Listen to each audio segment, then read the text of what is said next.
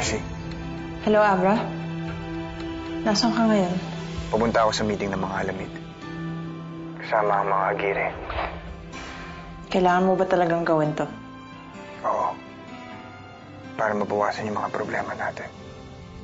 Natatakot lang kasi ako. Baka kung anong mangyari sa'yo. Makinig ka, Mercy. Higit pa sa pagbayaran ng tatay mo lahat ng mga kasalanan niya. Gusto ko mabuhay ang pamilya natin.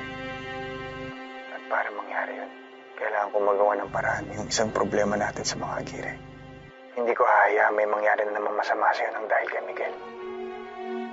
Magkikita pa tayo ulit, Mercy. Pangako yan.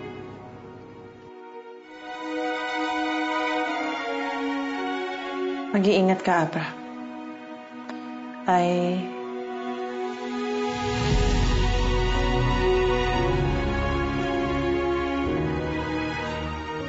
I will wait for your return. Asahan ka yan?